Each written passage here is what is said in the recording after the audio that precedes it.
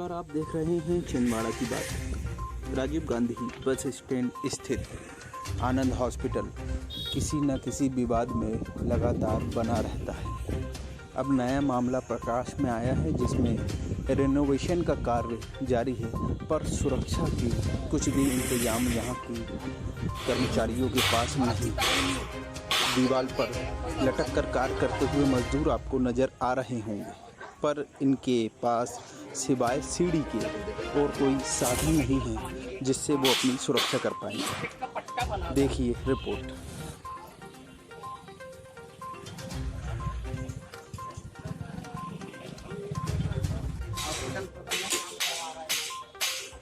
आपसे को आमंत्रण दे रहे हैं। ये डॉक्टर जैन की बिल्डिंग से गिरा था ना, मरा था ना 2-3 साल पहले। बिल्कुल ऐसा है।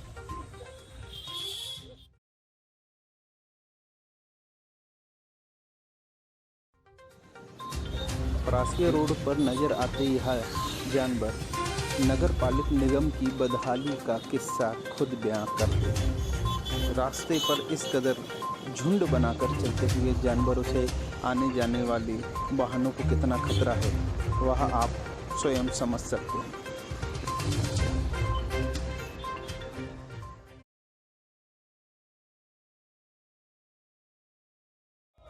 बढ़ते हैं अगली खबर की ओर। Madhya Pradesh diploma engineers association के तत्वाधान में कलेक्ट्रेट परिसर में पहुंचकर आज ज्ञापन सौंपा गया। ज्ञापन में उनकी 3 सूत्रीय मांगे थी जो कलेक्टर महोदय के माध्यम से सरकार के पास पहुंचाई गई। देखें रिपोर्ट। 3 सूत्री मांगों को लेकर के ज्ञापन देने तो हम सारे लोग एकत्रित हुए। हमारी 3 सूत्री जो मांग है इस पर कोई शासन को कोई आर्थिक बोझ नहीं है। पहली मांग तो हमारी जो है 20 वर्ष की सेवा पूर्ण करने 28 वर्ष की सेवा पूर्ण करने के पश्चात सहायक यंत्री का पदनाम और सभी उपयंत्री को जो दिया जाना है वह एक मांग है। दूसरी मांग हमारे जो संविदा साथी हैं उनको रिक्त पदों के आगे के विरुद्ध नियमितीकरण के लिए है। और तीसरा जो हमारे डिप्लोमा इंजीनियर साथी हैं जो निम्न पदों पर है उनको अभियंत्री पद की पात्रता देने के लिए है। ये 3 प्रमुख मांगे हैं जिस संबंध में आज हम लोग ज्ञापन देने के लिए जिलाध्यक्ष कार्यालय के कैंपस में एकत्रित हुए। क्या नाम है आपका? मैं प्रकाश चौरसिया, जिलाध्यक्ष डिप्लोमा इंजीनियर समिति छिंदवाड़ा संघ।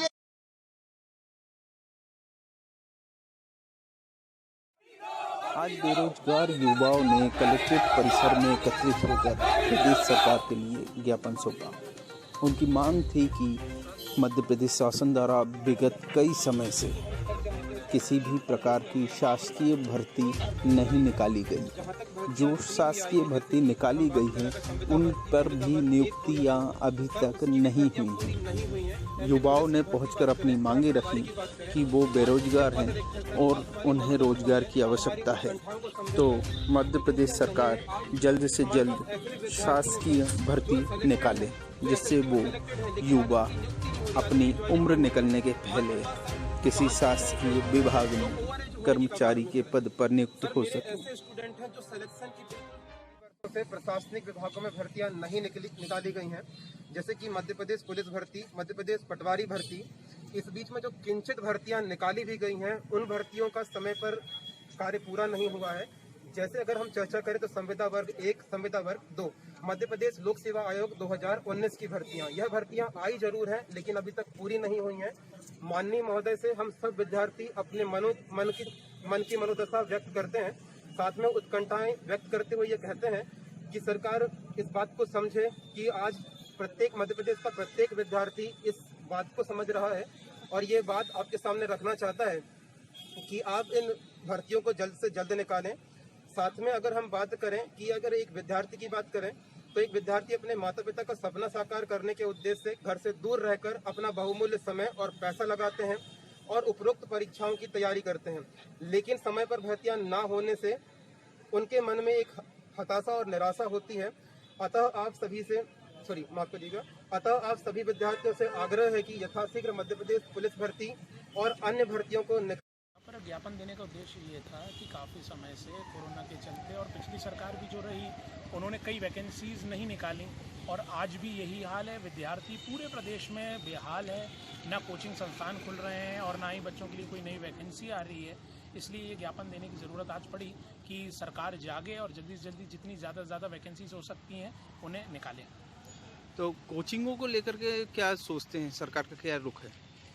देखिए, सरकार का रुख तो यह है कि आगामी 30 सितंबर तक वो कोचिंगों को शायद ना खोलें और हो सकता है उसके बाद भी वो इस तरीके से काम कर सकते हैं। लेकिन हमारा मानना ये है कि जिस तरीके से बड़े बड़े संस्थान खोले जा रहे हैं कोरोना को ध्यान में रखते हुए, वैसे कोचिंग को भी खोला जा सकता है और वहाँ सोशल डिस्टेंसिंग का ध्यान रखा जाएगा। नगर पालिक निगम में पहुंचकर राहुल मालवीय ने ज्ञापन सौंपा। उनकी मांग थी कि जब 3 कर्मचारी किसी एक विभाग में पहले से पदस्थ हैं तो सिर्फ किसी एक कर्मचारी से तीनों का काम लेना कहां तक जायज़ है। इसके अलावा अन्य मांगों को लेकर उन्होंने अपना ज्ञापन सौंपा। आयुक्त महोदय के नाम से ज्ञापन 2 बिंदुओं का सौंपा। पहला, हमारी मांग यह है कि शहर में नगर निगम में 3 सैनिटरी इंस्पेक्टर और एक हेल्थ ऑफिसर हैं, मगर चारों के काम सिर्फ एक ही अधिकारी को दिया गया है, जो न्याय संगत नहीं है। हम चाहते हैं कि चारों को बराबर काम दिया जाए, जिससे शहर की सफाई, स्वास्थ्य व्यवस्था स्वच्छ रहे और शहर हमारा महामारी से लड़ ले। दूसरी हमारी मांग थी कि जो दूरस्थ ग्रामीण क्षेत्रों में नगर निगम के जो वार्ड आते हैं, इनमें 6 जोन कार्यालय प्रस्तावित थे, परंतु वर्तमान में 3 जोन कार्यालय ही खुले हुए हैं और वो भी ना के बराबर है। उसमें कभी कर्मचारी बैठते हैं, कभी नहीं बैठते। हम चाहते हैं कि दूर दराज के जो ग्रामीण क्षेत्र के हमारे जनता है वो इतनी दूर ना आए और उन जोन कार्यालयों में जो खुलने वाले हैं वहीं पर उनकी समस्या का निदान हो जाए। बस इतना चाहते हैं। धन्यवाद।